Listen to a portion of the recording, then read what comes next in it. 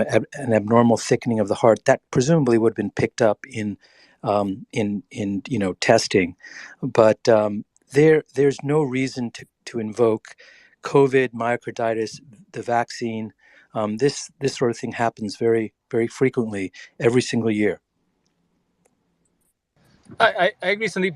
Did you think if there was a recurrent cardiac arrest in the ICU as is being reported, that does make it that's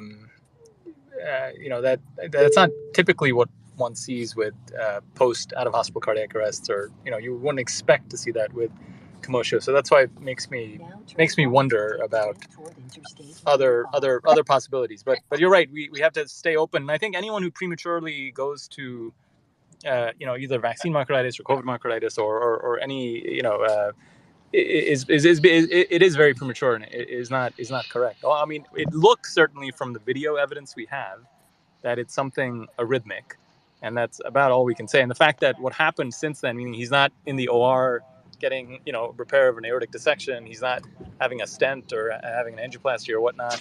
I mean, those are the only other clues we have. But again, the recurrent nature of that cardiac, I think that's a very important clue. But yeah, I mean, eventually, the people who are going to provide the most clarity on this are going to be his treating team of physicians. So moving away from Damar, just just a general point, I would like opinions on that. Carolina, I know you've got concerns about what the doctors were saying, so I'll give you the mic right after Lisa. But Lisa, I've got a question for you. Have you looked at the statistics? Is there statistics? And I think Dr. Peter McCullough tweeted something, I think earlier today, not long ago, about a paper by Dr. Polly Credis and myself regarding the sharp rise in athlete deaths into PubMed and how it increased since vaccinations in recent years. But I'm seeing reports on both sides of the fence that statistics show that more people are having, are dying from unknown reasons, and people are linking it to vaccines, and others are showing reports that no, statistically, there's no big change. Have you looked into the statistics? Has anyone done so? Well, a couple of things really quickly, just to point to, I'll get to the statistics question after one comment about Anish Koka's comment. It is not, in my experience, unusual in ICU settings and in, cardiac arrest settings in the emergency department either, to see repeated cardiac arrest when you've got somebody with a brain injury or other injuries as well. A repeat cardiac arrest doesn't automatically raise, an arrhythmogenic focus as higher in the differential. Once again, we have no idea what happened here. Also, once a cardiac arrest occurs, there's injury that can be a focus for an arrhythmia. Yes, so it doesn't mean exactly right. the person had a pre-existing propensity to fibrillation. But the vast majority, again, the vast majority of Commotion is one time, which is why you actually, they get cleared to play again. Yep, I agree. And so once again, we'll need further testing, or we'll need to know about further testing to see what the etiology of this was. But in terms of the statistics, the paper that you just mentioned, Mario, no, I haven't seen it, so I can't comment on it. There are lots of people who are saying that there is an increased risk of sudden cardiac death, and making the claim that it's associated with the administration of vaccination. I think that there are multiple reasons why if indeed that is true, and I'd have to look at that statistic more closely and to be able to comment reasonably. But there are multiple things that also could contribute to that.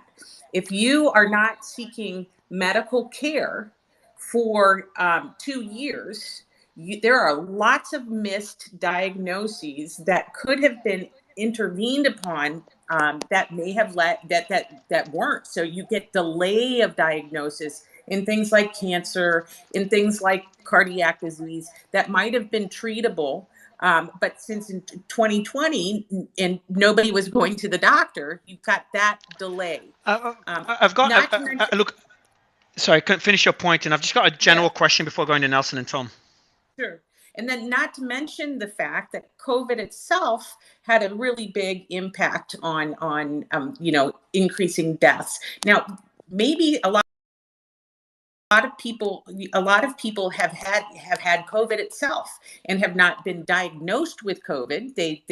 But it's so widely prevalent that it is feasible to believe that people who have gotten COVID themselves are more prone to some of these diseases because of the inflammatory nature of the disease, and we know that it does cause cardiac damage. So even in people with COVID, I expect that's part of the whole increase as well. So I hope that answers your question, Mario. Yeah, I want to go. So by the way, Dr. Drew and Dr. Khalid, I've sent you both an invite. If it doesn't work, just DM me and we can fix it. I know Dr. Khalid, you're trying to come up. And Dr. Drew, you might be just listening in, but always a pleasure to have you. Question for all the panelists. Is there, and I've got this question, a lot of people in the audience are asking that question. Anyone that wants to ask further questions, bottom right corner, you can ask the questions there. But is there an increase in reports in worldwide excess deaths? Because I'm seeing a lot of reports about this. I haven't verified it. I'm not sure if anyone would like to speak on this point. If anyone's looked at the data, is that true or is that misinformation or we just don't know? Well, no, there is excess mortality. This is a very broad question. There is excess mortality in a variety of different countries that's seen. But the problem is, how do you figure out what that excess mortality is from? Which is why I raised to Steve Kirsch when he was on a panel earlier. It's like, well, okay, so Sweden would be your best bet because Sweden locked down the least. Because how do you know if it's lockdown effects, COVID effects, or vaccine effects, or whatever effect you want to say? But okay, so Sweden, if you look at 20 to 40-year-olds, unless you do some complicated statistics, there isn't an excess mortality signal in 20 to 40-year-olds. So they're pretty highly vaxxed. So I mean, somebody has to explain Sweden to me. If yes, there's an excess mortality signal, but to attribute it to the vaccine, I don't understand why excess. And is that Dr. Coca? Is that excess relative to what? What other year? Oh yeah, so excess mortality. It's a nice little thing because it's an internal control, right? So you basically would look at Sweden and you'd say, all right, what is the mortality relative to the prior year? So you use the country's last 5 years average mortality to say, okay, is there an excess in deaths that are seen by these age bands? And so that's how you kind of do it. And so again, in young people, 20 to 40-year-olds, I haven't seen a less than 20 analysis, but the question really is Sweden. Why is Sweden not showing an excess mortality signal if it's vaccine related? So. Yeah, Britain did a study recently and they found, well, they decided that the excess mortality there is caused by the lockdowns. Essentially, a lot of people who could have gotten treated for very treatable illnesses like cancer were not given the proper support. You know, they didn't get to see their doctors. They didn't get diagnosed early enough because, you know, the doctors were all not serving them, right? It was lockdowns. And that's a reason why a lot of older people and a lot of poorer people who couldn't see private doctors actually succumbed to their otherwise treatable illnesses. And it wasn't really caused by, you know, a vaccine or anything like that. It was more to do with lockdowns. This goes back to the point that I always make: causation versus correlation. You know, things could happen at the same time and not be related, or they could be related. And there's many examples of this. So it's something to always keep in mind. If something correlates, it doesn't mean causation exists. But I'd go to Nelson, then Tom. Nelson. Appreciate you, Mario. I mean, you know, first of all, thank you to all the doctors, you know, coming on these spaces and, you know, giving us all this information. But here's the thing, right? This is information that we're all being sold and told, right? None of us are in that emergency room to know what's really going on. None of us are in there. We're being given this information. We're being told this information. How do we know if anything that we're being told is true? I mean, all of us are familiar with damage control when it comes to large corporations, governments, etc., passing on information to the media in order to prevent outrage, right? All of us are very familiar with that concept. I mean, that happened throughout the pandemic, right? A lot of that we wouldn't have found out if not for the Twitter files. I mean, U.S. government plates outside the hospital where an NFL player who dropped suddenly on the field was taken to. That makes no sense. And guess what? We heard that from Nick, who was and still is on site. CNN didn't report that. Fox News didn't report that. We heard that from Nick. Why are U.S. government plates outside this hospital? Do we know if he was vaccinated? We'll get to that, Lisa, in a sec. Lisa, I'll get to that question in a second. Nick, go ahead. You want to respond to Nelson and respond to Lisa's question about whether he's been vaccinated? Sure. Well, I would imagine just based on the fact that the NFL literally forced their players to get vaccinated, or the penalty was lose millions and millions of dollars by not playing the game. So I would imagine, yes, he was vaccinated. That's speculation. We don't know that for sure. We don't have those medical records, but that's a pretty safe assumption there, I would say. When it comes to the U.S. government vehicles, there were 4 outposts that were around the Cincinnati metropolitan area. There were 2 in Kentucky, and then 2 on the north side of Cincinnati. The reason being had to do with the fact that the large crowd that was gathering outside of the hospital last night. That was one of the largest reasons, because they didn't know exactly what was going to happen, right? That's one of the things that I was bringing up a little bit earlier in the space is where's the breaking point? That's where that's where the feds are they're a little bit worried about that right now, because there is a lot of skepticism. And where is the line? At what point do people, really get mad and really start pushing back on this stuff? And that part added into it a lot, as well as the fact that Joe Biden is actually coming into town tomorrow, and they were worried about the possible. And is that, sorry, Nick, about Joe Biden, is that public information or just from your discussions? Because I did include it in the thread when you mentioned it to me earlier, but never asked you about the source and whether this is public. Sure. Yes, this is public information. It's on his campaign thing. It's on his website. Yeah, it's on his schedule. Correct. Yes. So it is public information. However, I did confirm with the Cincinnati police that the presence last night, although they did have more federal agents in the area due to the fact that Joe Biden is coming tomorrow, the federal presence yesterday with all those agents did have to do with the fact that they weren't sure exactly what was going to happen with Mr. Hamlin in the hospital here. Khalid, good to have you, Doctor. You wrote a thread that I'll read to the audience. I read it earlier as well. My prayers are with Damar Hamlin. As an arrhythmia specialist, I believe the blow to his chest during a certain period in the cardiac cycle triggered ventricular fibrillation, a condition called CC, commotio cordis. We've talked a lot about it, and you kind of made that tweet, even though we don't know what the cause is, and it's too early, we're just speculating. You made that tweet just because of the amount of people assuming or speculating that it's the vaccine. Would love your thoughts on it. Would love on the and there's actually 2 points I want to ask you about. The fact that the resuscitation took 9 minutes. Is that correct, Nick? Not 9 seconds, as you mentioned earlier. No, it was 9 minutes. I'm sorry, I corrected. 9 minutes, yeah. So I don't know if anybody heard that. But and yeah, yeah, correct. And that there was a second cardiac arrest at the hospital. Can you please confirm that again, Nick, just before Khalid speaks? Yes, that is correct. As of that, we did not get that information from a doctor. That was from the aunt of Mr. Hamlin. So that is straight from her walking out the door late last night and telling us that. So that's where that came from. Dr. Al-Jabri. Yes. So thanks for having me. So, I mean, just to start, I think Nelson had some, very valid questions. But, the diagnosis of commotio cordis is basically made upon clinical scenario. And, let's look at the facts in front of us just by observation. There was a witnessed blunt chest impact. That's number one. That was followed by an instant collapse. That's number two. And usually we need available EKG data demonstrating ventricular fibrillation. Now, I didn't see that. We don't have it, but we have a surrogate because the reports tell us that he needed to be shocked. And you only get shocked if you have a shockable rhythm, and that's ventricular fibrillation or ventricular tachycardia. So for me, that makes it the most likely diagnosis because it was in front of our eyes. The only thing that would take it to a certain diagnosis is basically the absence of structural heart disease in imaging studies that are probably being done right now at the hospital. And that's why, regardless, even if I was convinced 100% that CC was a diagnosis, I would still run a battery of tests to exclude every other thing. And that can be structural heart disease like ARVD or HCM, hypertrophic cardiomyopathy, or arrhythmogenic ventricular dysplasia that we see with athletes.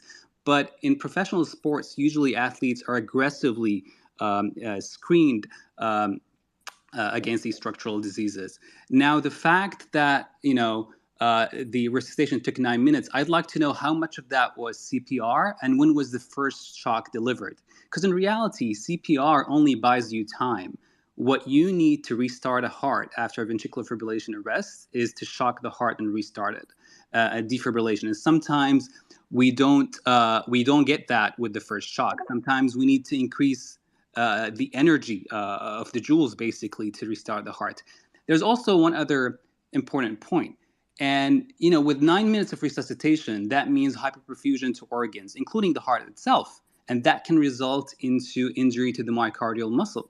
And, if I were to guess, probably with the undergoing investigation that Hamlin is that being done to Damar at the moment, probably you will see some evidence of myocardial dysfunction that is a result of a primary commotio cordis event. Is there a possibility that he had some subclinical pathology going on that wasn't even necessarily the cause, but made him more vulnerable to the impact? It's quite possible, but I would put that very low in my differential diagnosis list. And by the way, there's not a lot of literature that describes how these two entities interplay, meaning secondary myocardial dysfunction to a primary commotio cordis event, or basically a pre-existing vulnerability that makes you more predisposed to having it. The people that have more of the data, the people that my prayers are with, are his medical team right now. And I'm sure even if they're convinced that CC was the diagnosis, they're doing tons of tests to exclude other causes. The fact that he did not require any surgical intervention, as you alluded to earlier, effectively excludes things like aortic dissection or any kind of coronary artery disease. Do we know that he didn't? Go ahead, Nick. Did we know that he didn't require any surgical intervention? I'm only looking at the tweet from the team's official today, and they said he's being evaluated and treated. He's sedated and he's in critical condition. Okay. My guess, if there was at least a procedure, they would have at least said, without elaborating more, they would have said, and he's undergoing some kind of procedure. But yeah, and by the way, there's another term, since we're talking medical terms. Contusio cordis is another term that differentiates commotio from contusio. Is basically when you have a more kind of robust impact to the chest that results in myocardial rupture or even like an aortic dissection. That is usually very lethal, instant, and would require surgical intervention right away. So I've got a question that's being asked by the audience, and any panelist could take that question. Sam, good to have you on the panel. Feel free to jump in or put your hand up anytime. Could the government be trying to keep facts private, confidential, to avoid panic? So could it be induced by the vaccine, but they do not want the public to know? Nelson's clapping, so I'm guessing that question was asked in his space as well, and he shares that concern. Would love your thoughts on it. Anish, I see you unmuting. I think that's, I don't know why one would jump to that. I can't imagine I can't imagine the government is efficient enough, honestly, to be able to suddenly create this blanket of things where you're not allowing things to come out. So I understand where it comes from, and there's a lot of fear about it, but about there being some cover up. But I just knowing how hospital systems work and health systems, how the heck would that happen for somebody to get to the cardiologist and the treating team to, I heard earlier that this question about, is he being maintained on life support because, is there some conspiracy about doing that? I think that's incredibly, incredibly unlikely, just knowing how, I'm sure all the doctors on the panel agree, knowing how hospitals work and whatnot. But Dr. Khalil was saying, again, I think it's not, I don't know how anyone can, and then the reason that the team at Cincinnati is going to do a cardiac MRI, is going to keep him on tele for probably a good while, is going to do a number of other tests, maybe even serology for a variety of different things, is because you cannot prematurely say that this is just commotio. Yes, you had an impact. But again, even within the commotio cordis literature, which by the way is very small, and so nobody's an expert on it, you can see that football collisions is actually one of the rare things within that. So, look, it's certainly possible. He definitely needs a more extensive workup, which I'm sure the Cincy folks are definitely doing. Nick and Tom, good to have you again. Did you want to respond? I saw you trying to speak, Nick. Do you want to respond to what Anish was saying, Nick? Yeah, then Tom? I just want to respond real quick, Dr. Coca. when it comes to trusting the government and the government's not efficient enough, I agree with that part. The government isn't efficient at all, so we'll go there, and we'll agree on that. But where I disagree is the fact that we already know, we already have proof that the government was lying to us in the beginning of COVID when it came to masks, especially the efficacy of vaccines and what vaccines actually did. You had Dr. Fauci on TV telling us that you shouldn't be wearing a mask because it doesn't do anything for this disease. You also had him on TV saying that this vaccine prevents you from getting COVID. If you get this vaccine, you will not get COVID. That's why people don't trust the quote unquote science here. That's why we've gotten to a point where we don't even know who to trust anymore. Tom, with Yeah, all this has been a great discussion, Mario, and I'm concerned, obviously, about this young man's life, and all of us are concerned about it. And we're hearing the discussion about the withholding of information about the vaccine safety and efficacy, which has undermined confidence and has raised some of the questions we're talking about here today. But my view is when we're faced with all these issues, what's the way forward? And that's why I tweeted out almost immediately, first of all, highlighting that the vaccine was pushed on players by the NFL. And so it wasn't necessarily required, but certainly you were on the wrong end of things if you didn't take it. And so I want to know when, and so given everything we know, my view is as an activist and, someone trying to get things done, what next? What do we do in light of the circumstances? And I want to know, when is the league going to investigate whether the rare myocarditis vaccine side effects are impacting players, including making them more susceptible to game-related severe heart injuries. So the question is, to me, is myocarditis, whether induced by vaccination or by COVID itself, is it weakening the heart in a way that may not be readily apparent to doctors examining someone, that makes one more susceptible to traumatic heart injury like we saw on the field yesterday?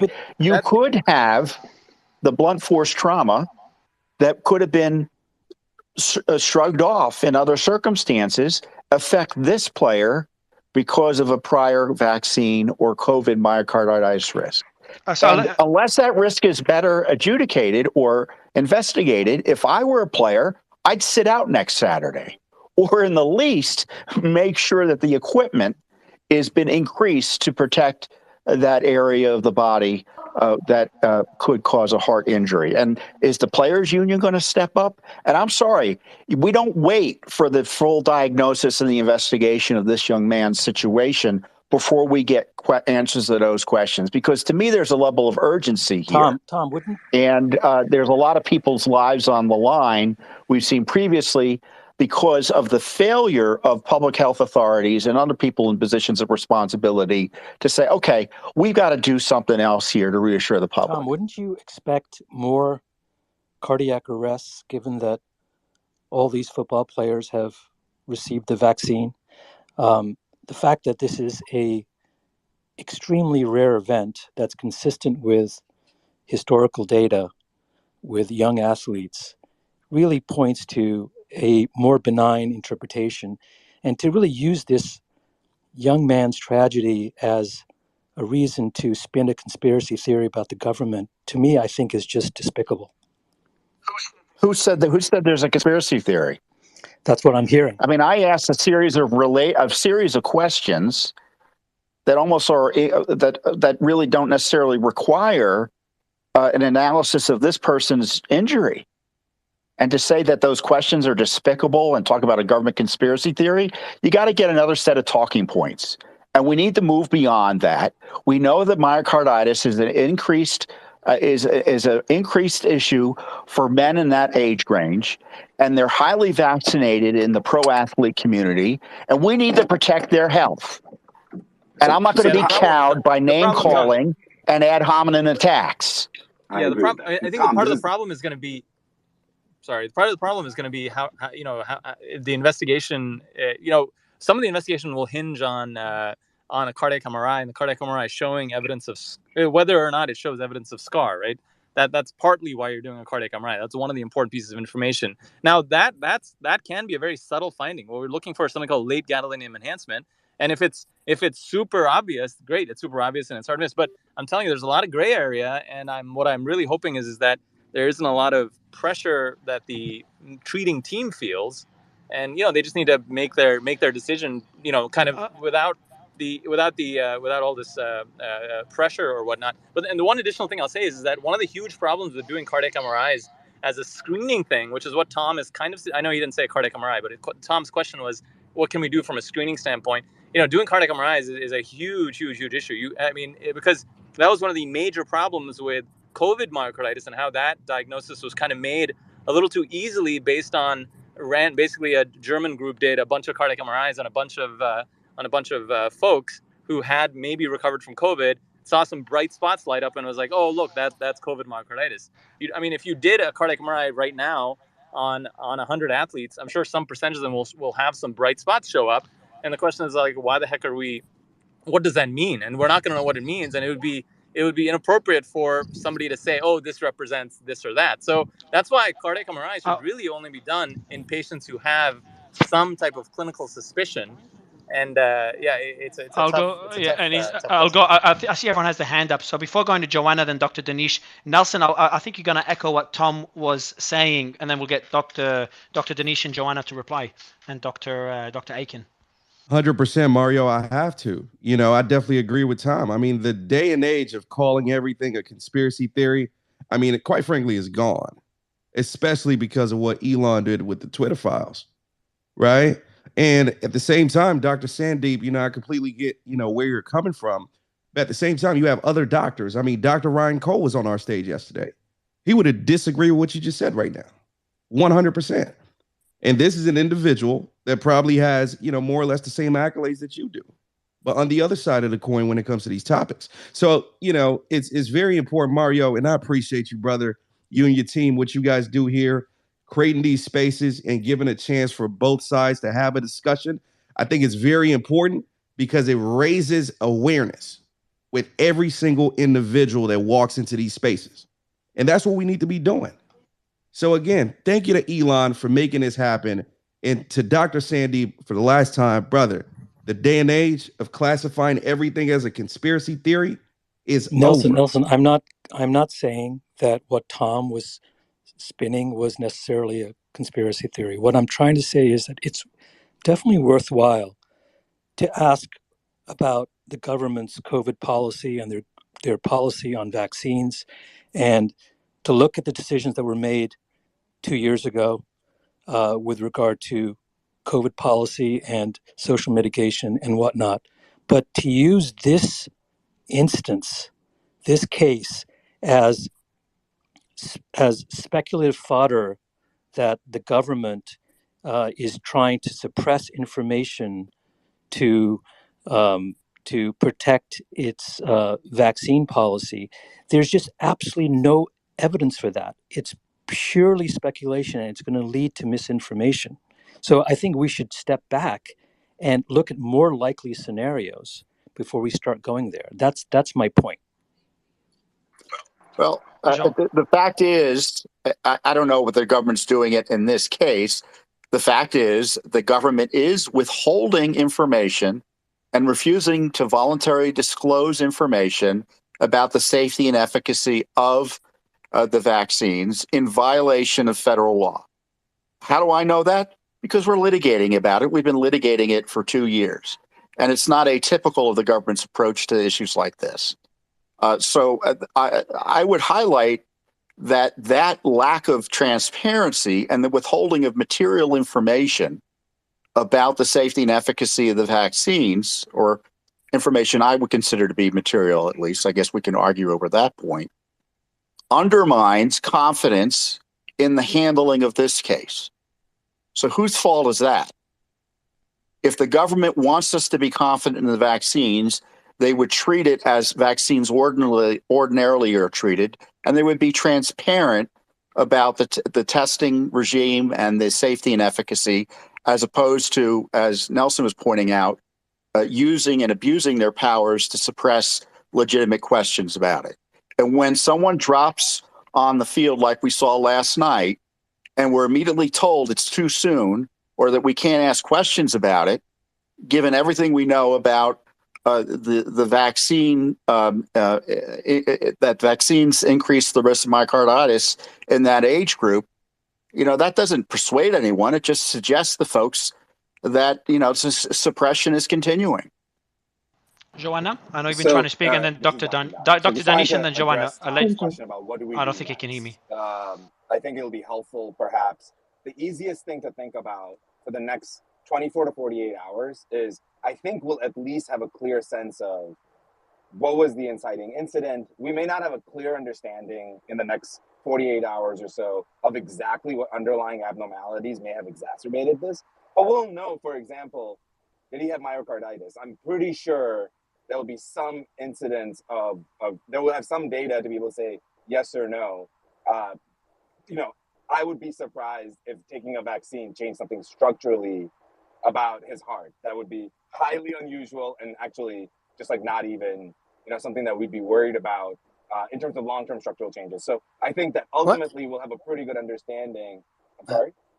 Yeah, Anish, you want to speak? But to that point, I mean, no, I do not. I think it's inappropriate to link this gentleman's thing to vaccine myocarditis at all. Right? But I mean, it is, of course, one of the big concerns about sudden cardiac arrest, even before the pandemic, was that there was some considerable rate of subclinical myocarditis that may cause this thing. So we do know that vaccines cause myocarditis.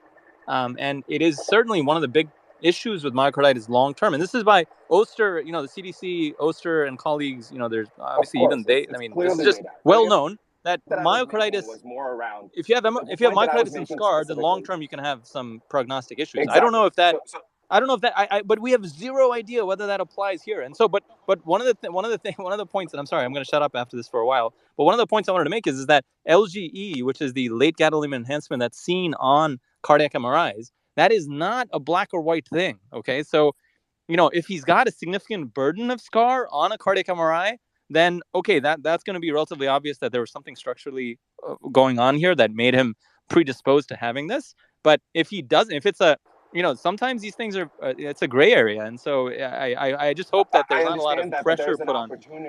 But there's an opportunity to rule out some of these things. I wanted to address Tom's specific question on what will we actually know. We may, again, Anish, thank you for clarifying, but we may have additional data that will rule out some of these issues, and we may not, and that becomes a gray area, and we'll continue this discussion. But I think a lot of information will come to light, and I think jumping ahead, asking questions, I will disagree with Sandeep in this. Asking questions is completely fair, to Anish's point, actually. But ultimately, we'll have more answers in the next 48 hours that I think will give us, I think jumping ahead is probably a bad idea. That's all I was trying to say. I'll go to Joanna. Joanna, you've been waiting for a while, so I'll let you jump in. Thank you. Yeah. So I am hearing two separate conversations happening here. And I just want to take a step back again. Regarding Mr. Hamlin, this is one scenario, this is one case, and I hesitate to delve into the COVID vaccine specifically. Is it possible we've gone through the potential in a differential?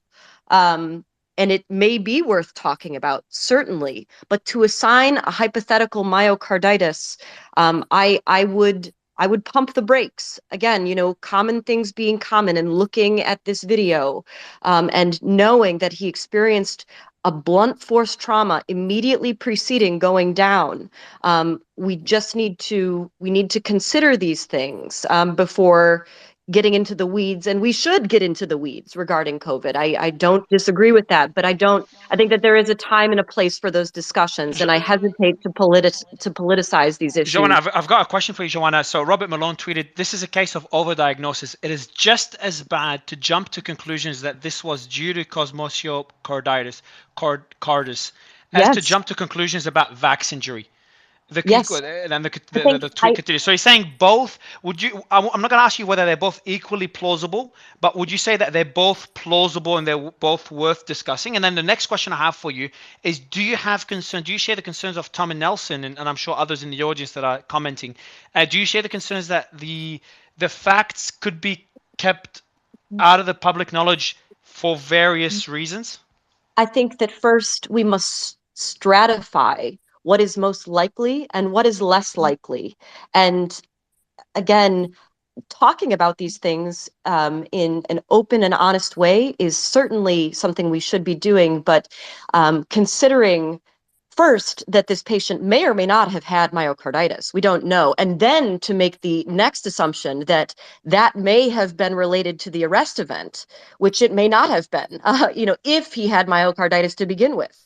I think that we're making several jumps here, and we've got to stay centered, and first recognize our own limitations in this situation. I don't think that it's wise to immediately jump to any particular diagnosis. I think that it is perhaps more conservative and more appropriate to observe what has occurred and to create a likely a differential, again, of what most likely happened. And that may include exacerbating factors, which we can discuss, but again, Joanna, I hesitate. one last question before I go to Tom and Khalid. Do you, and that question kind of goes to all the panelists. I actually want to ask you and Sandeep, do you have concerns about vaccine induced myocarditis? Is that a concern you have, or is that something you don't even think about? So I think I'd go to Joanna and then Sandeep, and then we'll give the mic to Tom and Khalid, and then I want to go to Sam Ghali, who's been on the panel for a while, and I'd love to get his thoughts on all this. Go ahead, Joanna. I think as physicians, we owe due diligence to deciphering what happened here, and it may be that the answer is very obvious, and the physicians who are caring for Mr. Hamlin at University of Cincinnati Medical Center know exactly what the inciting culprit behind his arrest was. In the absence of that, we have to turn to those less likely etiologies, and certainly, I think that exhausting that list may be necessary in the absence of a clear source. So yes, I think that I would give it credence. I would consider that if I was, on that team. Would it be something that I would consider? Perhaps. Would it be lower on my differential? Absolutely, it would. I want to get Sandeep's thoughts on this before going to Tom and Khalid. Thanks. Yeah. I mean, every bit of evidence I've looked at in journals, referee journals like the New England Journal, Circulation, the Journal of the American College of Cardiology, tells me in a nutshell that the myocarditis and myocardial injury from COVID infections is much, much higher and poses much higher risk than the inflammation in a very small subset of patients who receive the COVID vaccine. So I have encouraged my patients to get vaccinated, even those with heart disease. Yes, I do think it's worth asking whether certain populations, for certain segments of the population, should be vaccinated. But the vast majority of adults will do better with the vaccine than getting. So I'm inviting doctors again because try to keeping the panel balanced. So you're inviting doctors that have more concerns with the vaccines, just to kind of give that different side of the different opinion. But Anisha, I'll let you comment quickly on this before going to Tom and Khalid. Sandeep, do you think that NFL players, young NFL, healthy NFL players, do you think that was a demographic that should have been kind of forced to be vaccinated? I think that it's reasonable to ask whether professional athletes required vaccination. I think there were many considerations health as well as financial considerations. So I can't tell you for sure, but I can tell you that a young person who gets COVID is much more likely to develop an arrhythmia and die from myocarditis than after getting vaccinated. I'm not. I'm not sure that the data is that clear on that. I've looked at, for instance, the ACC document that said that. The ACC document that says that, and I looked at every reference on it is pretty poorly supported. I'll send you the Substack on it, but I'll just say that it's not so clear to me that it's definitely much high. I mean, a young, healthy young man who is definitely higher risk of cardiac morbidity and mortality from COVID versus the vaccine. So, but thanks. Tom? My concern is that the politics are actually on the other side of this, that the failure to investigate and fully examine the impact of myocarditis on these affected populations is political. And asking the question is not political. Refusing to pursue the question is the political outcome. And so again, is there enough information out there, for instance, to put a moratorium on providing vaccines to younger people until they figure out this myocarditis risk, both the long and short and long-term risk, and what is its nature? Is there enough information out there to suggest that anyone who receives the vaccine of a certain age, especially these athletes, should take it easy? And should there be screening to make sure there's no myocarditis damage to the heart? And maybe do a longer term study to make sure that there's maybe there's clinical there's subclinical evidence that doesn't show up till later. I don't know. I think it's worth pointing this out this is the sort of questions we need to be asking. And is there enough, for instance, for someone who has COVID, as we heard earlier, to take a break from the sort of activity that could cause a significant heart failure or heart condition? So I think it's worth pointing out that, but we're not allowed to ask these questions, because to ask those questions calls into doubt the government policy to push this vaccine on populations despite risks that had never previously been tolerated for other vaccines and medications. Okay, so I'd like to add to that, if y'all can hear me. The Canadian government just paid out $2.8 million in damages caused by vaccine injury. It is basically 1 in 10,000 people experience a severe reaction to the vaccine, to the mRNA vaccine. But how does that compare, Sandeep? I see you're on mute, so I'd love your take on that. I just thought I'd mention that. Yeah, Sandeep, I'd love your comment on this. Then I want to go to actually, Khalid, before you go, I want to go to Molly. I just invited her back to get her thoughts on this, and then Khalid, you can reply to Molly if that's okay. But Sandeep, do you want to reply to what Ian just mentioned? These are complicated questions, okay, and they're certainly worth discussing. But my consistent point in this conversation has been that using this young man's tragedy as the basis for speculating on what the government is doing to protect its COVID policy, that really makes no sense. It makes no sense to invoke COVID vaccines or COVID myocarditis to explain this particular young man's tragedy. So that's been my consistent point. The questions you're asking really require a separate conversation.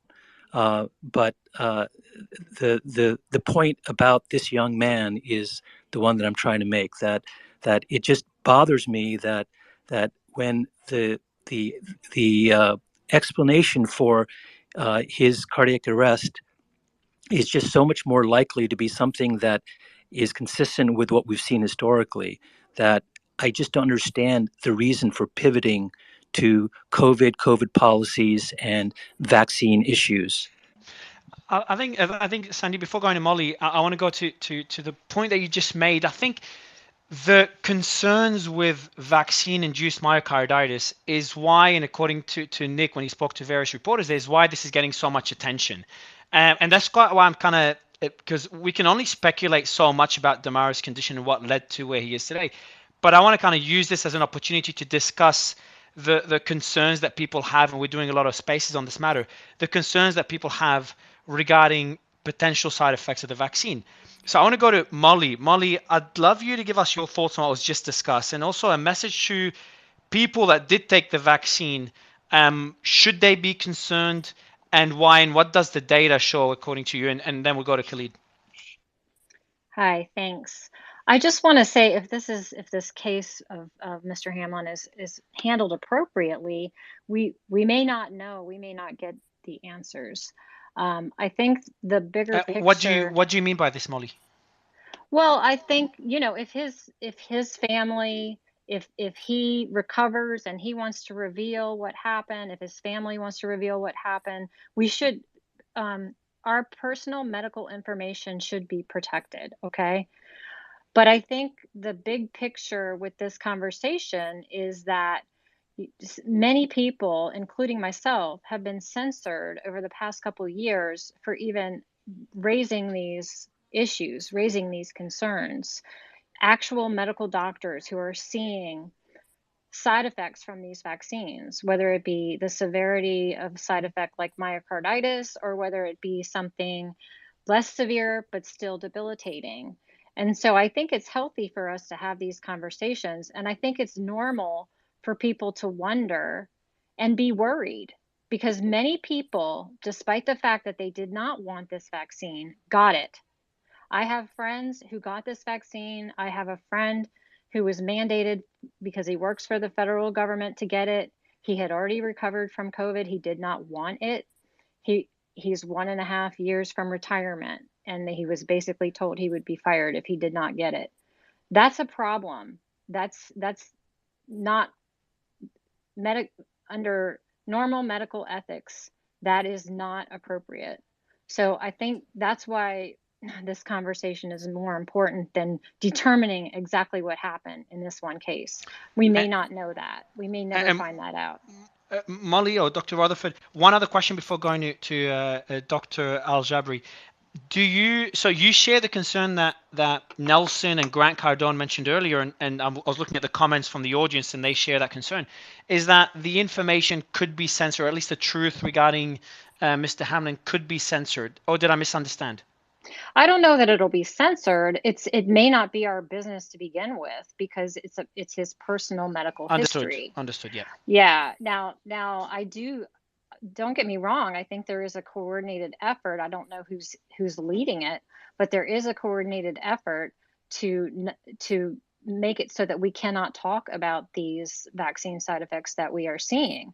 I was censored from Twitter for months because of raising these concerns. I was censored from Twitter for telling my own personal COVID story, which was that I really didn't have very many symptoms and I took hydroxychloroquine. Just that one word, hydroxychloroquine, I got a misinformation tag on my own personal story. So to me, I'm glad that we're able to have these conversations now, and I'm hoping that we can heal and come together as a nation and investigate what is happening. There's no doubt in my mind that young man probably, if he did get vaccinated, I don't know that he did, that he probably didn't need it, and he probably would have done fine with COVID. Is it possible that he just had some underlying congenital heart defect? Absolutely. I think it would be great to have those answers, but I just want to prepare. We may never get those answers. Khalid and Eugene, I'd love your thoughts on what Molly just mentioned. Quick comment. What happened yesterday was tragic. It's scary for everybody, including physicians who've seen multiple cases like this, sudden cardiac arrest. And I think there's a lot of concern going on. I think there's a lot of energy, in asking a lot of questions, and that's fair. And I agree with Molly. There are some questions that we might not know the answers to, and that's why I think equally we should direct our energy to the questions that we can answer, and they're going to be easier to answer. So, for instance, is there something the NFL can do other than revising its COVID vaccine mandate and making a choice to players? is there a way to prevent such recurrence of a high impact blow to the chest that might result in another cardiac arrest? I'm not an NFL expert, but these things can be including, coaching techniques, rules against the same kind of collision that led to that incident yesterday, protective equipment. Although the current data is not very favorable, but they might be something that can be protective. And also, like we know it's an established fact that if people get defibrillated right away, you're going to have a positive outcome. There's a reason that the initial registry on commotio cardio and all the registries, on cardiac arrest, the survival rates are getting better and better. There's a reason we have more survivors, and it's because of CPR and availabilities of AEDs. And there's no reason to stop saving more lives. So, equally important about asking, was this related to COVID vaccine? Is it a red herring? Is it, an association doesn't imply causation? But also there are questions that we should ask ourselves. What can NFL do to render the sport safer? What can we do to make CPR training universal? What can we do to make AEDs easily and readily available for anyone who suffers a cardiac arrest, whether on the streets, in a gym, in a mall, in an airport? And that's, I think, we need to save some energy for that. Khalid, I want to ask you one last Khalil, question. Dr. Khalil, it seems like, it's such a rare event. If it is truly, some rare event, do you think that there needs to be a wholesale, other than, of course, having an AED around so you can use it right away? And I hope to goodness that it isn't a 9-minute time period between, arrest to CPR. Other than that education and training piece that's needed, I'm not entirely sure what one can do prophylactically other than not play high contact sports. And especially because the Barry Marin paper in the New England Journal of Medicine showed that that these protective pads, they're certainly not perfect or 100% have an ability to protect this from happening. Absolutely. And Barry Marin and Marty Marin actually taught me when I was a fellow. So we spent a lot of days discussing these topics in clinic. But what I'm trying to say is, while, if we talk per se about what happened yesterday and we look at the clinical scenario, we can say that, what is a likely diagnosis and what is not a likely diagnosis. But what I've seen also is the tragic event yesterday becoming an opportunity to discuss things that are not specifically related to the exact event yesterday. And this is why it should also be an opportunity. I understand. Can I ask you a question? I understand. I understand your point that you feel that, there's the discussion is going beyond what the case itself may support. I understand. As an electrophysiologist, would you, and seeing the collision that happens, it's a collision that's very, very common, happens all the time in NFL. Way harder collisions happen, actual helmet into the chest. This was a, helmet into the chest collisions that happen all the time. Would you, if the entire workup was negative here, and, it becomes more clear that, okay, it must have been commotio, would you feel comfortable clearing a player like this to go back and play? I would go to the consensus statements of the ACC and AHA, and I think the last one in 2015 basically said that competitive athletes can return to training and playing games if the workup is quote unquote entirely unrevealing. So it has to be a tailored decision. It has to be, in a specific by specific case. I have to be fully comfortable that there is no scar on an MRI, that even if he has, transient left ventricular dysfunction that is resolved, I need to rule out everything else like Brugada syndromes and all the electrical channels abnormalities. And once I'm comfortable, I will, probably, follow the recommendation by the ACC and AHA. Understanding that there are some very few cases in the literature where people who were, everything else was excluded and it was a confirmed diagnosis of commotio cordis, they came back to the ER with wide complex tachycardia. So like a slow ventricular tachycardia, something that makes you ill and dizzy, but it doesn't kill you. And, I think at least in the couple of cases, an implantable defibrillator, which basically is a device that we implant as electrophysiologists that surveils the heart and delivers a shock if needed, was recommended. And I think both cases declined. And by the way, I know it's not the same scenario as what happened yesterday, but at least in soccer, we see now recently more and more players going back to playing games despite suffering cardiac arrest. I think Christian Eriksen, with Manchester United and Denmark, played recently, with an ICD. There's Daley Blind in the, Netherlands team also has an ICD that fired some, for normal tachycardia at some point. So the literature is scarce. But like, just to answer your point shortly, if all the World Cup yields no other, cause or, something that predisposed Damar to what happened yesterday, then I would probably feel comfortable telling him you can go back gradually to sports. I want to quickly go, if you don't mind, Eugene and Nelson. I want to go back to the point, because Nelson, I know that many people were very vocal about this yesterday, regarding the concerns on whether the information will be shared with the public and whether there's more to it. Now, we had some call it a conspiracy theory. Others say, no, censorship is real. And we've seen this recently with the Twitter files. So, Eugene, I'd love you to comment on the points that were just made, but also on that concern by Nelson, Grant, and others from yesterday's space, because it's a point that I want to touch on again, because the audience is really asking a lot about it in the comments. Yeah, definitely. Before I address that, I do want to take a few steps back from our armchair discussions of commotio cordis versus myocarditis or HOCM and all these other discussions, and bring us back to why are we all here in this space discussing this. And I think it's because millions of people, myself included, were watching TV, and we saw this really heartbreaking event where Damar just inexplicably collapsed, fell down. We didn't know if he died there on the spot, if he was critically injured. It was a heartbreaking thing for millions of people and a traumatic event for millions of Americans. And so my question is actually for many of the physicians here too, is when something like that happens, what are our ethics about how we participate in a discussion where we don't have all the information? I don't know exactly what happened with him. I'm not the physician taking care of Mr. Hamlin. I'm not in the ICU. I have no information about what his EKG looks like. I don't know if he even got cardiac MRI. Right? There's so much lacking information that myself and many of you here around the table also are in that information black hole. What is our responsibility and our ethics when it comes to participating in such a discussion when we don't have that information? So that's number one. And then to address a point, I believe. No, I'll let before going to the second point. I think it's a fair question. I think Grant mentioned that he received criticism when he covered the story. And Nelson, is Nelson there? He just dropped out, but I'm sure Nelson would echo that. And I've had the same feedback. There were some people that did say, us even discussing this is just insensitive.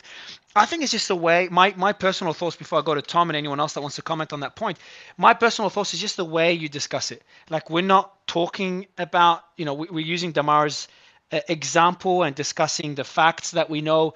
We're trying to keep, we're trying not to make it too personal, but also including it into a broader topic about the concerns people have with vaccines and also there's a hashtag died suddenly that the team was telling me about. So I think it's a topic worth discussing. And the reason Damar's case is getting so much attention, as Nick mentioned earlier, is because of the potential vaccine-induced myocarditis playing a role. But Tom, would love your thoughts on this point. I think it's because they actually ended the game, if you don't mind me saying that really quick, Mario. And they don't usually do that in the NFL. They don't usually cancel games, especially this late in the season, playoff games that are this crucial. I think that's a big part of why it's getting so much attention, to be honest, is that they actually ended the game. The NFL called it, said no more, they're not playing anymore. I think that, had they continued the game, this probably would have gotten a lot less attention, in my opinion. Yeah, it's never been done before in history, right? This is unprecedented. Usually, if a person is even grievously injured, they just pause the game for a while and then they continue. But this time, they decided even if it's near death, like we know some people. Yeah. Even if it's near death, like before it has happened where a person has like a massive concussion or something like that, or breaks a bone. Like they won't stop the game completely. They pause it for a while. Everybody waits around for like an hour and then they resume, right? But not this. Like this I've never seen this happen before. I think it was the right decision personally, but I just wanted to say that that's what I probably put even more of a spotlight on this as the beginning of the game, and the entire game was called off. So Yeah, I mean, you have to understand the Tom? logistics of stopping the game, right? This is not just, people watching it on television. This is, networks, advertisers, bettors, sports bettors. Like, everybody's impacted by this. A lot of money exchanges hands. We're talking potentially billions of dollars, right, for a single game. So, yeah, it's a big deal. So I think we should, Ian, I think we should applaud them for making the right decision. Oh, And absolutely. Like, no question. and Yeah, no employing question. some Yep. sensitivity. The fact that they made a decision that was unusual doesn't mean that they're trying to hide something. No, if anything, it put more of a spotlight on it, I would say. The opposite happened. Well, it was a national news event, just his collapse, and the questions flow naturally from it. And to suggest that certain questions are wrong to ask and others are correct to ask is, I don't think, the way to go, especially since the family or the patient may decline to share any information about his health. So, to me, there remains the urgency, which hasn't been addressed either by the NFL or our public health officials seriously, about the risk and the effect of vaccine-induced myocarditis, and whether that impacts the ability of players to play or puts them at risk. And let's stop pretending it's not an issue and do a serious analysis and investigation of it. And this player and what happened to him, however terrible it is, may or may not provide support for that argument. But he could have, his medical issue may be completely separate and apart from the vaccines, myocarditis, or even the blunt force injury that we're being offered here as a possible risk. But it still doesn't answer the question: is these young men are at increased risk for myocarditis related to vaccines, and does that put them at risk if they play for a period, too soon, either after getting the vaccine or for whatever period of time? I want to know the answer to that. It's a reasonable question dictated by the studies that are popping up, admitted now by the government there is a risk of myocarditis for these young people. Jump in, Freemason. Go ahead, man. Hey guys, how are you? Freemason Brendan Green here. I just want to point out a couple things. I went to high school with a kid named Taron Abernathy. Same exact thing. He died on a field. Incredible kid. Was going to go to NCAA Division I football. And a lot of times, what happens with athletes, and I don't want to say it's not the vaccine. None of us know. That's number one. I'm a lifelong Buffalo Bill fan, by the way. Having said that, in this kid Taron's case, basically his heart wall was enlarged from being an athlete. In fact, the overwhelming amount of deaths that do come in sports, most of the time is from an overgrown heart due to hypertrophy. And I'm sure the doctors on here that have some privy to that would back that up. The other thing, too, what Ian was saying, this is unprecedented. Of course, there's been injuries. We've seen quarterbacks' legs broken in 3 spots. The center from the Jets back in like '94. But this is like an absolute had to be done and put to rest until another day. Unfortunately, this game does dictate who takes the top seed. But having said all that, I think none of us know. And some of the frustration that comes out is, of course, people jump to conclusions immediately. That's not to say, of course, that it's not vaccine related. I mean, do we even know if the man had the vaccine or boosters? I know that there was mandates by many of the sports leagues, but I'll harken back. Thank you, guys. So one of the questions that I do have for especially the doctors on the panel, after everything that we've discussed today, how do you believe that we can have the general population regain trust in our health officials, in our especially in the United States, the CDC, and Dr. Fauci has become a villain to. Before we go there, what Nick, do we do?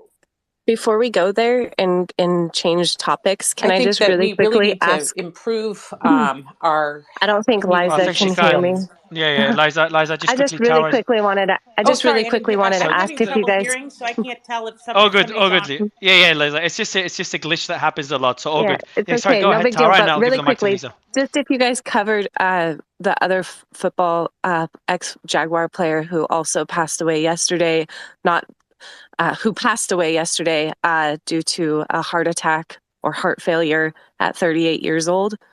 Did you guys talk about Uche Wanari, or was that not brought up here? No, we haven't covered it. Ian, Nick, have you guys looked into No, this I've not story? really looked into it. I know he was 38 years old, that he died, but I have no idea how he died or what he died Yeah, from. did he die during the No, game no. He died at Tara? He home. wasn't He died at playing home. a game. He was at his wife's home in Indiana and died in the night. So, but he was very pro vaccines, and even had made a tweet saying that vaccines should be mandated. Anyone who refuses should be jailed. Pretty, I don't know, extreme. So I was just curious if any of the doctors here had looked at him as well. I know that the other situation has gotten a lot of eyes on it, but it seems that this one has kind of just gone by quietly. But he did pass away, unfortunately. Yeah, sure. So Yeah, rest in peace. if you could if you could send me through the article, Tara, I just had to read through it now and just share it with the audience and if and how it relates. So thanks a lot for sharing. And Lisa, can you still hear me? Lisa, No, she Dr. Dunn? dropped. She dropped. I think it's Oh, she if dropped. I it's think just because of the glitch. yeah. Yeah. So while bringing up Dr. Dunn, would love your thoughts, Anish, Sandeep, Joanna, and Khalid, and of course Eugene, on Nick's question, because actually it's a very good question, and I've tweeted that same question. I was surprised, and I wasn't too deep into this topic on social media, but I was surprised about the amount of criticism and hate that Dr. Fauci is getting. And I was curious. So I made a tweet asking that question, and the amount of engagement it got was insane. It just shows how passionate people are about this topic. Would love thoughts on this. Like, first, why, and second, how do we regain public trust after the what happened in the past couple of years? Yeah, just jump in, Joanna. Yeah. I think that to an extent it has to do with the ability to discuss uncomfortable matters in an honest way with one another without fear of retribution. And within the medical community, I think around COVID, doctors fundamentally, we want to help people. That's really what we want to do. When things become politicized, as they truly did with COVID, I mean, it happened around, an election, if you recall. I fear that conflation may cause distrust. And I think that we need to separate these things out again. We cannot have, and to the best of our ability, science and medicine functioning alongside or integrated with politics to the extent that they are currently twisted together. It's a matter of separating these things out and going back to basics. That's my belief. Yeah, Yeah, I and just want to agree with before I go to Eugene, just want to tell the audience, because we do have, I just announced now that there's 2 Twitter files dropped today. So Ian was just telling me we're going to get a bit of a rest before covering those in a bit. So me, Ian, and Tara will cover those as soon as they drop. So just wanted to let the audience know, keep an eye out for the space to kick off as soon as Matt Taibbi drops the next Twitter file. For that point, just make sure you follow all the panelists, including the ones that were on the panel earlier, before we kind of wrap up the space. But Eugene, would love your thoughts on Nick's question. Yeah, definitely. I just want to agree with what Joanna said. I think even we as physicians can tend to bully each other, especially if we disagree with others, and especially when it's on social media. I've experienced that myself. I think many of the physicians here may be able to agree with me on that.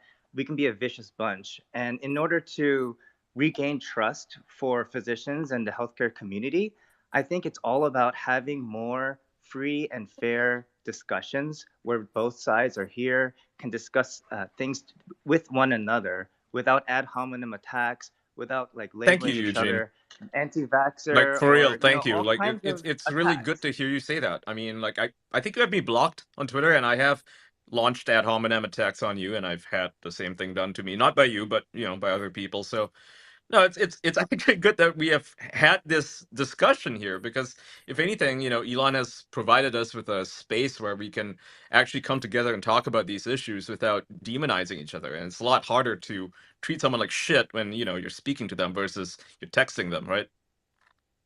Right, I appreciate that, Ian. Yeah, likewise. Thank you. Tom, Anish? Yeah, I mean, it would strike me some of the basics are full and immediate transparency, a change in approach by the government public health officials who think they run government as opposed to advising our elected leaders and the populace, a recognition that these discussions aren't, quote, medical discussions.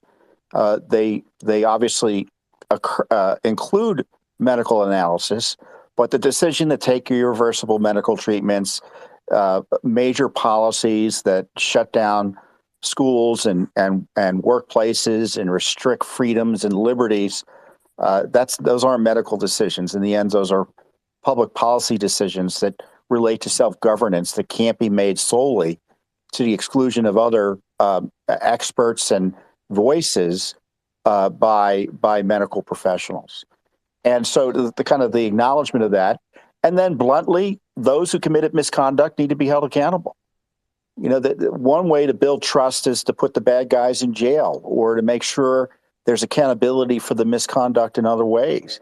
And until that's done, and an acknowledgement that there was misconduct, then, when you have, for instance, Dr. Birx, proudly talk about how she subverted our Republican form of government by ignoring the directives of those who were elected, and saying she was proud of it, and she gets kudos from the media about it. Boy, unless folks like that are held accountable, it's going to be hard to think that any of those public officials who replace her are in a position of trust, because we now know there's that temptation to do what they want without regard for the public interest or the will of the people as expressed in presidential and congressional elections. There's no reason to trust these folks unless there's significant structural reform, which, as I said, includes transparency and accountability. Anish?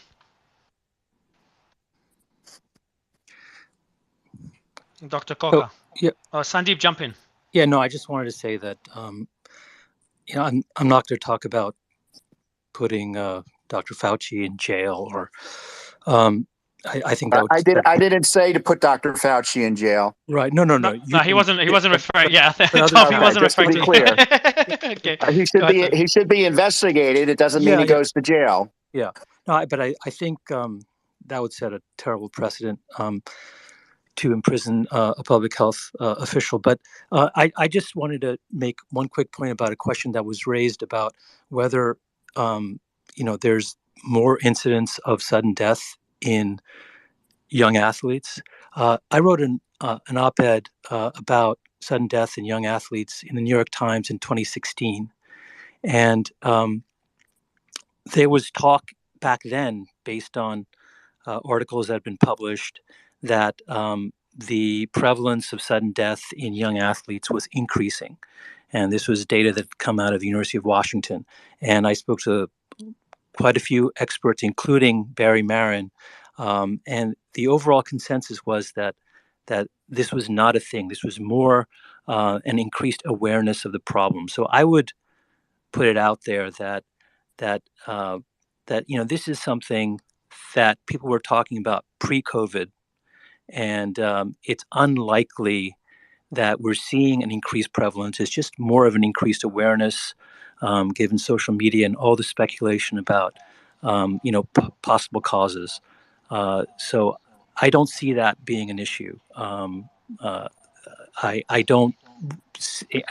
gotten several direct messages from folks pointing out an increased risk of sudden death in college athletes, post-COVID. This is a discussion that's been going on for a number of years, and the databases are collecting data in a better and more complete fashion, and I think that doesn't seem to be. So that I just wanted to put that out there. Thank you. Dr. Coca, and thank you, Sandy. I think it's your first time on the panel, so appreciate being Can here. I just want to make please. one point? Go ahead, is Dr. that, Coca. which I'm reminded by a colleague on here, actually, Ramin, who's another cardiologist. That all of this is fair. No one is. I think it's premature to link the vaccines to what happened here yesterday. That I'm going to reiterate that for the 10th time. But look, there is a reason. Again, we're just putting it out there. The Singapore Ministry of Health, right? In July of 2021, after a young man playing, I think he was playing soccer, he was doing some athletic activity, he had a cardiac arrest, a significant event, and some severe morbidity after that. He did survive, I believe. The Singapore Health Ministry at the time said, okay, out of an abundance of caution, we're going to recommend no exercise after getting a vaccine for a week. All right, so I think we should all be, as cardiologists, I get it. We want to, we want to hew to our guidelines, etc. But we just need to be humble about what's happening and what we're doing here. And certainly, discussing this openly, which has not been something that has happened since April of 2021, which is when we first started seeing the signal of, say, myocarditis. So, for instance, if we had just talked about the fact that yes, vaccine myocarditis happens, that should be part of the informed consent. If we had a more open discussion in that way, even though right now it is very hard, as I've said before, the Sweden data is what it is. There isn't this excess mortality signal in 2040s. It may be that vaccine myocarditis does not ultimately result in some signal of death that's significant, right?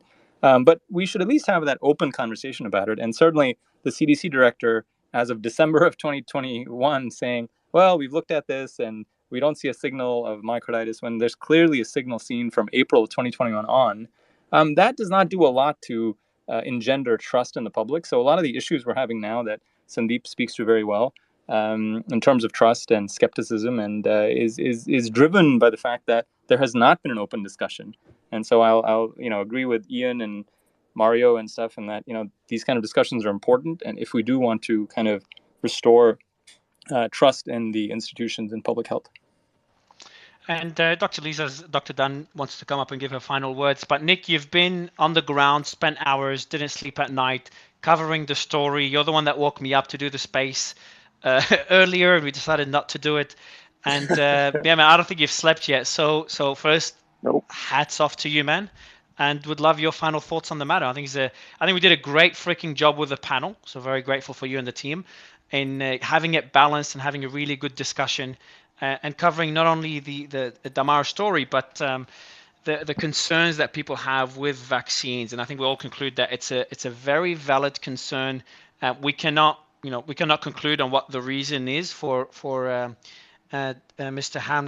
Hamlin's cardiac arrest, but vaccine-induced myocarditis is a discussion worth having. I think everyone on the panel right now agrees. And I think we did a good job in covering it. Would love your final thoughts, Nick. Sure. It's clear that there's a lot of support from all around the country, all around the world, actually, for Damar Hamlin here. Last night we saw hundreds and hundreds of Bengals fans, as well as Buffalo Bills fans that were here. We're seeing, actually, I just pinned a tweet up at the top where there are people have come and they've hung up signs, they've hung up flags, they've come and they've spoken to reporters. One of the biggest takeaways was somebody that said, I came here to support him. He wasn't even at the game, but he came here to support Damar from Buffalo, New York, because, quote, he is our soldier and we want him back home. So it's pretty encouraging in a world that is so dark right now to have a little bit of light to support somebody that's really struggling. So.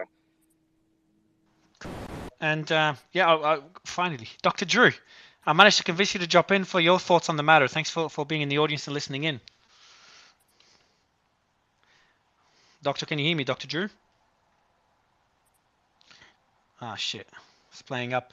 Tara, while just seeing if Dr. Drew's mic would work to get his thoughts on this. Oh, what's up, man? How are you? Great to be here. as always, when my peers get together and discuss these things, it's a worthwhile conversation. And I continue to thank Eugene for being a solo voice many times in some of these rooms, and he's done a great job at that. But Thanks, Dr. a question was asked that never got answered, and was a feeling about our ethics discussing this on the heels of such an awful tragedy. And I would just simply posit, ethically, we are compelled to discuss this for two reasons.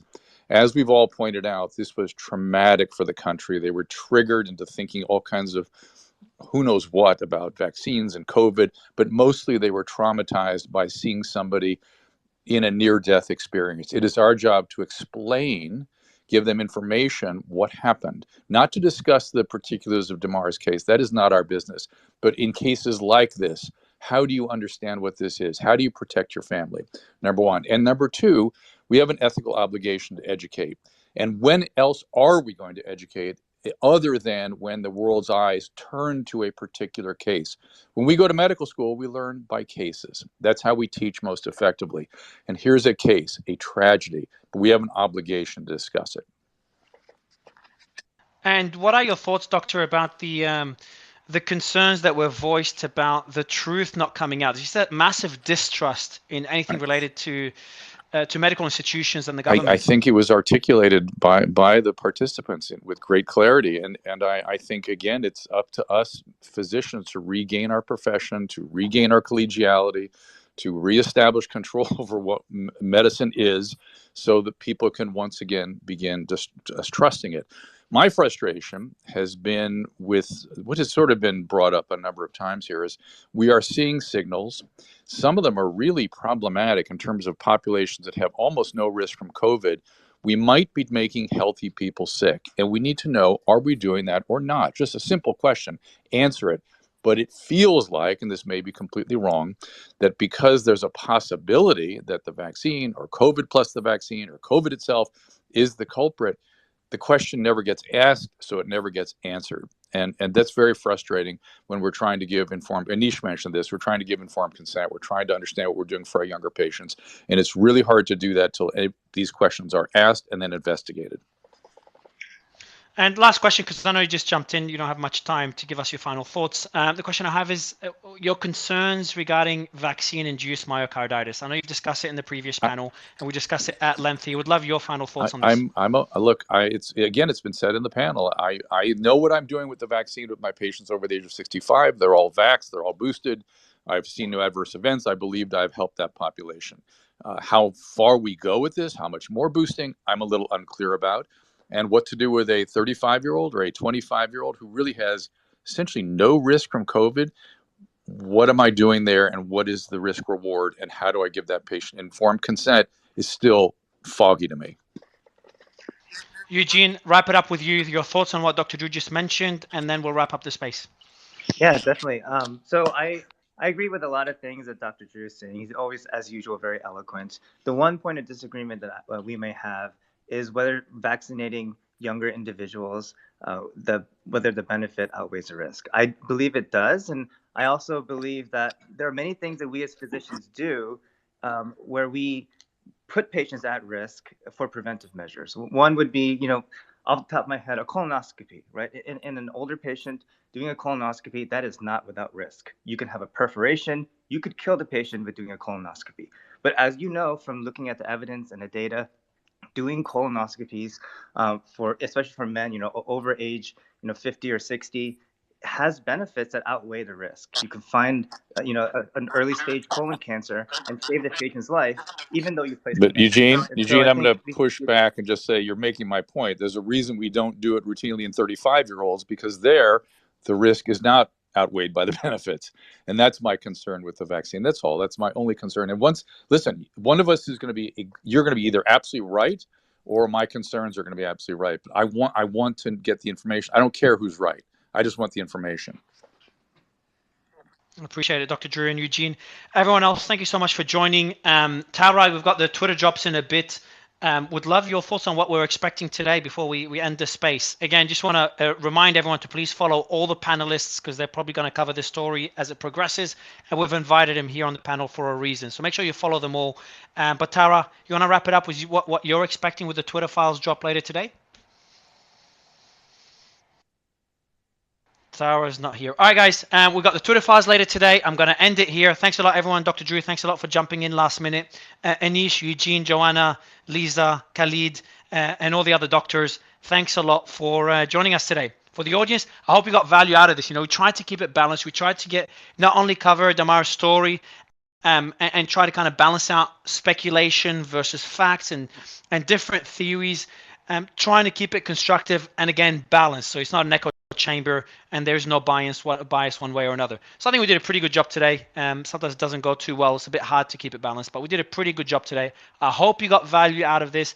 I hope it was worth it, and really appreciate the team for organizing this panel last minute. See you all later for the Twitter files drop. Thank you so much. Love you all. Bye, everyone.